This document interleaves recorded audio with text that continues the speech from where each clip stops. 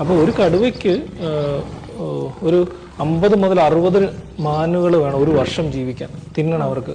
Plus supplement ആയിട്ട് ചെറിയ ചെറിയ മൃഗങ്ങളൊക്കെ ആയിട്ട്. പക്ഷെ മെയിനായിട്ട് 50-60 മാനുകൾ വേണം. ഈ 50-60 മാനുകളെ പിടിക്കാൻ വേണ്ടിയിട്ട് അവർക്ക് ഏറ്റവും കുറഞ്ഞൊരു 500 മാനുകൾ അവരുടെ അടുത്ത് വേണം.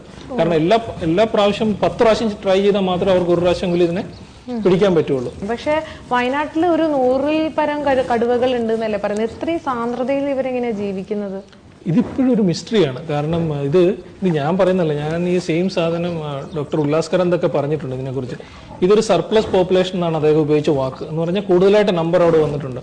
കേരളത്തിൽ ഏറ്റവും കൂടുതൽ ആൾക്കാർ തിങ്ങിപ്പാർക്കുന്ന സ്ഥലം കൊച്ചിയിലാണ്. കൊച്ചിയിൽ ഇപ്പോൾ ആൾക്കാർ തിങ്ങിപ്പാർക്കാൻ കാരണം ഏറ്റവും നല്ല ഹോസ്പിറ്റൽസ് അടുത്തുണ്ട്, ഏറ്റവും നല്ല സ്കൂളുകളുണ്ട്, എയർപോർട്ട് തൊട്ടടുത്തുണ്ട്, റെയിൽവേ സ്റ്റേഷൻ അടുത്തുണ്ട്, എല്ലാ കണക്ടിവിറ്റിയും ഉണ്ട്.